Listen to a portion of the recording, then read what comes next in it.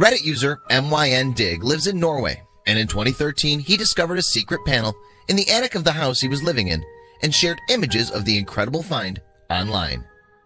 It was his landlord who'd first told him and his friends that there may be a secret hidden room somewhere in the house. And while they didn't know the room's exact whereabouts, in order to stave off exam revision, they began the search. Eventually, they arrived at the attic and lowered the ladder to gain access.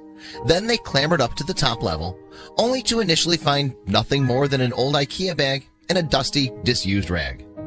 A subsequent closer look still revealed nothing. In fact, so well concealed was the room that the students almost didn't find what they were looking for altogether. Luckily, though, they didn't go away empty-handed. One of the students stretched against one of the attic's walls, and, as if by magic, it moved. As a result, the location of the hidden door was revealed. As they stepped inside, the group were in for a shock, and yet they couldn't possibly have known how events that had occurred 7 decades prior would prove relevant. To their eyes, all they had uncovered was an old, long-abandoned hideout. On April 9, 1940, 7 months after World War II began in earnest, the German occupation of Norway commenced. Furthermore, 2 months later, the Scandinavian country was lost to its invaders.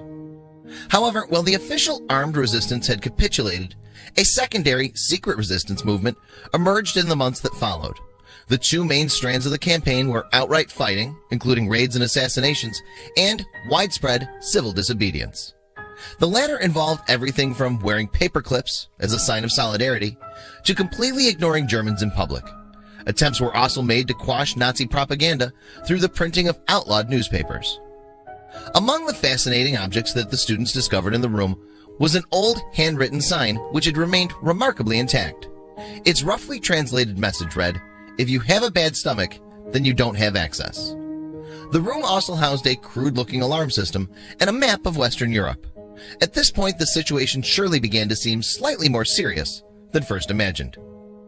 Yet, while they didn't know exactly what they'd stumbled upon, mYNDIG described his find as the best prize on Reddit. Meanwhile, several commenters advised the housemates to contact a local historian to see if they could provide more information.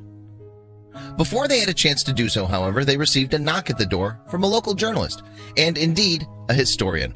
Both had read about the students' findings online, and both were keen to give them the information they were after. The duo revealed that the room had indeed been part of the civil disobedience campaign. From December 1944 to March 1945, it was used to print illegal newspapers, and the historian even had a short video recording of the operation in action. Members of the resistance wrote stories obtained from the BBC's radio service.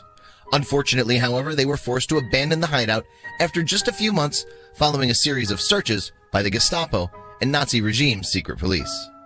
The students also noticed that the walls were covered in the names of Polish towns and cities. They assumed, therefore, that the newspaper staff had been tracking the Soviet advancement into the country. The room was secured via a makeshift locking mechanism involving a large nail that sealed the space from the outside. After 7 decades, though, the lock no longer worked. The historian also reckoned that the bad stomach sign, which could be seen in the footage, was likely an inside joke between the room's occupants. The secrets behind the alarm system, however, remained hidden, as following the wires would have required knocking down one of the walls. While the Gestapo never discovered the room, one of the newspaper's volunteers, Age Thordvaldsen, was ultimately found and held as a prisoner of war. The history behind the hidden room is absolutely fascinating, and it truly was an incredible discovery for the students. After all, it's not every day that you find a relic of World War II concealed inside your attic.